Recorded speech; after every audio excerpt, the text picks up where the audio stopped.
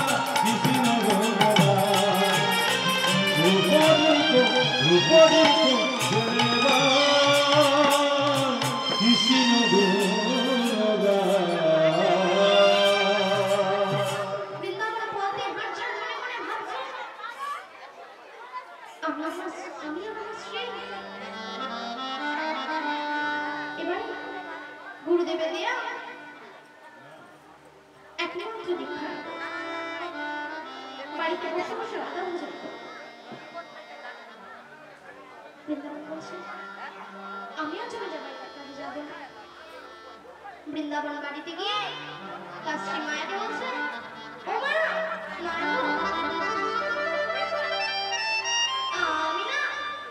আমি না জমিদার বাড়িতে কাজে যাব না আমি আর তুমি দুজনে মিলে গুরুদেবের দেয়া এক মুহূর্ত দীক্ষা নেব মায়া বলছে কি বলছো তুমি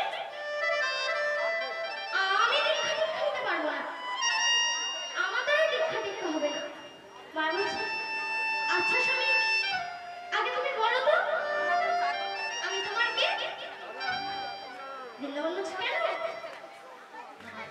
তুমি তো আমার অর্ধাঙ্গিনী তাহলে অর্ধাঙ্গিনী মানে কি অর্ধেক ভাগ তাহলে তুমি যদি দীক্ষা নাও আমারও দীক্ষা নেই বৃন্দাবন বলছে দেখেছো আমার 40-এ যেদিন ফিরেছে আমার স্ত্রীর যে কবে সেদিন ফিরবে কে জানে ওমা এই জগতে স্বামী সেবা ভগবানের সেবা স্বামী ভক্তি ভগবানের শক্তি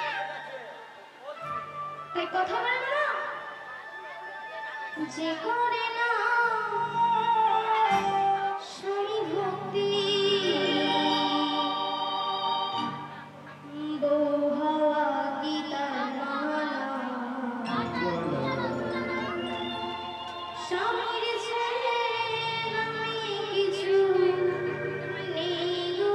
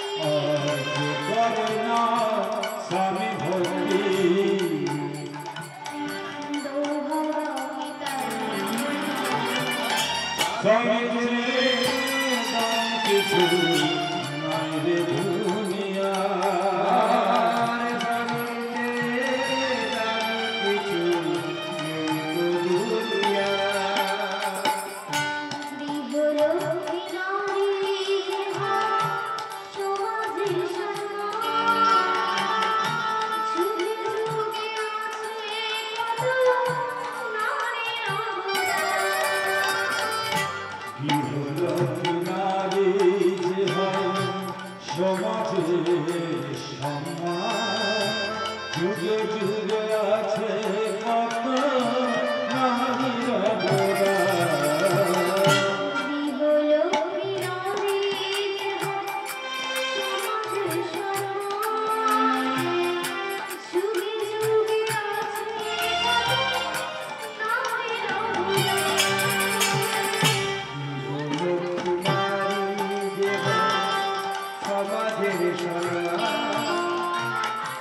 যুগে যুগে আছে কত নারীর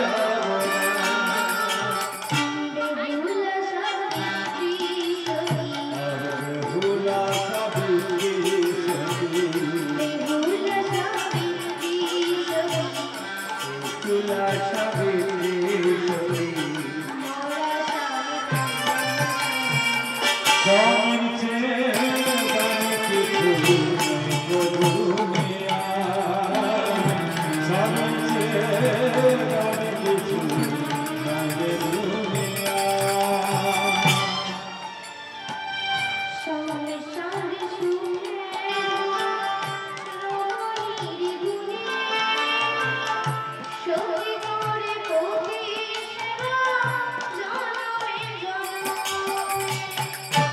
সংসারে সুখে রমণীর গুণে সতী করে পতি সেবা জনমে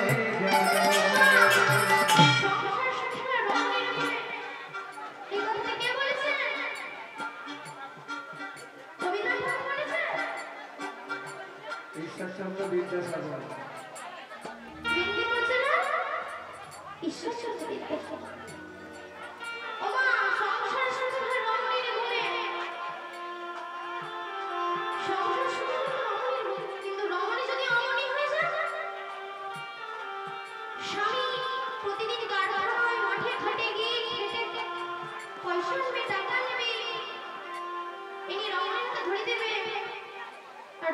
সেখান থেকে 10 টাকা নিয়ে ঝন্টুর দোকানে চলে যায় ফুচকা খেতে।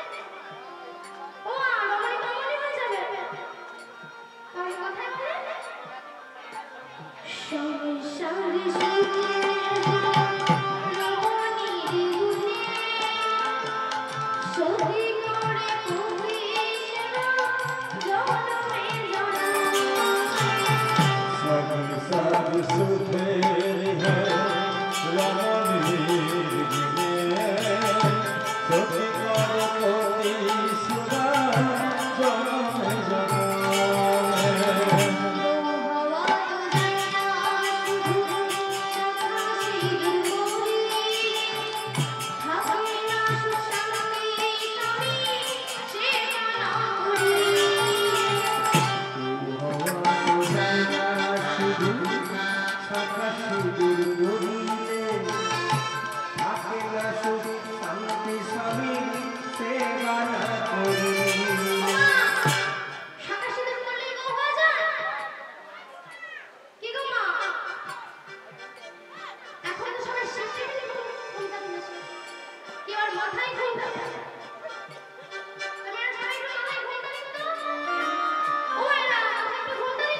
ভুলে গেছে ঘন্টা দিতে ভুলে গেছে।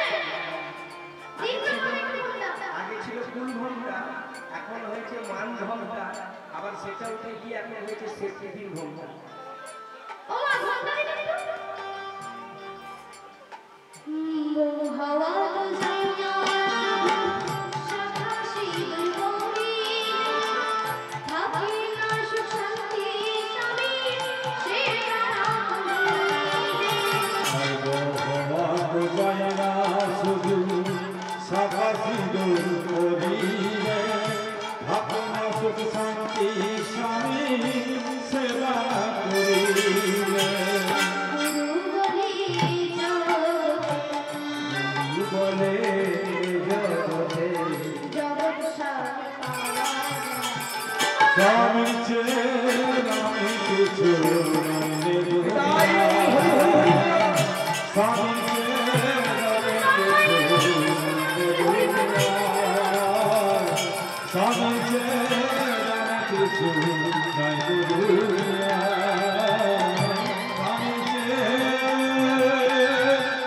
তবে কিছু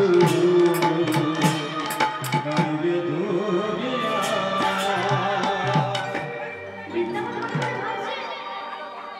দীক্ষা তো আমি নেব, কিন্তু কার কাছ থেকে দীক্ষা নেব?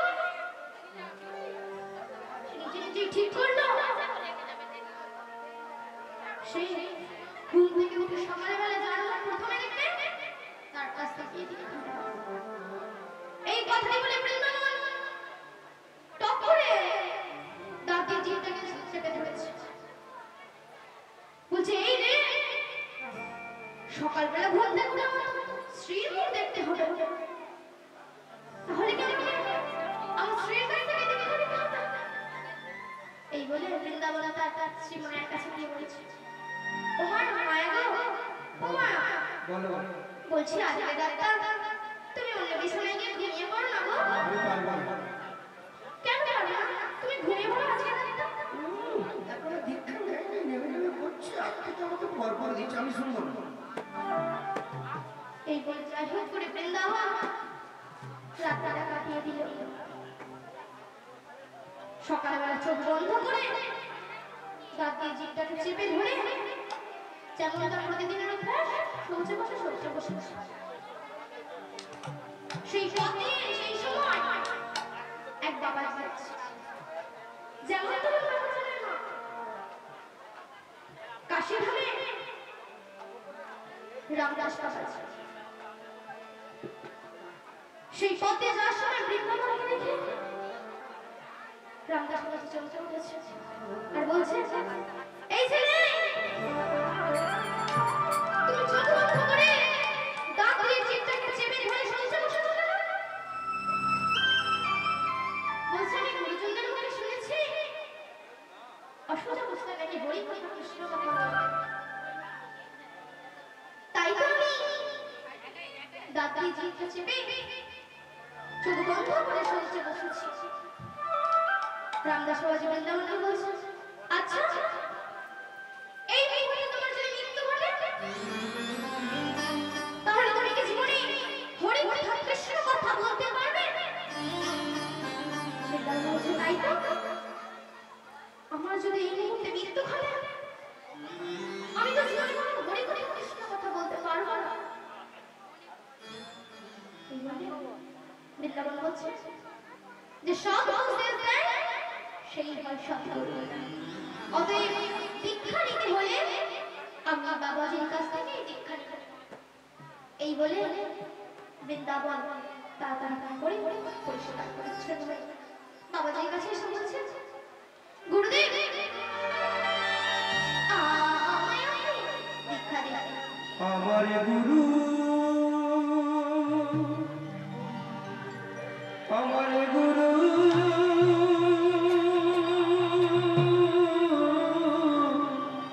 গুরু গো, আমার গুরু, ওগো আমায় আপনি দীক্ষা দে। রামদাস বাবাজি বলছে, বৃন্দাবন দীক্ষা আমি দেবো, কিন্তু আমার একটি আদেশ পালন করো। বৃন্দাবন বলছে, বলুন গুরুদেব বলুন, আপনি এমন আদেশ বলবেন যেন আমি সেটা পালন করতে পারি। রামদাস বাবাজি বলছে, এই পৃথিবীতে সবচেয়ে নিকৃষ্ট বস্তু, সবচেয়ে খারাপ বস্তু আমার হাতে এনে তুলে দিতে পারলে আমি তোমাকে দীক্ষা দেব। এটা বলার পর থেকে বৃন্দাবন খুঁজতে শুরু করলো। একদিন গেল, দুদিন গেল, 3 দিন গেল, কোথাও কোনো খারাপ জিনিস পেল না। যেটার মধ্যে হাত দেয় সে শুনতে পায় সেটারই ভালো গুণ আছে। একদিন বৃন্দাবন খুঁজতে খুঁজতে ক্লান্ত হয়ে বাড়ি ফিরছিল।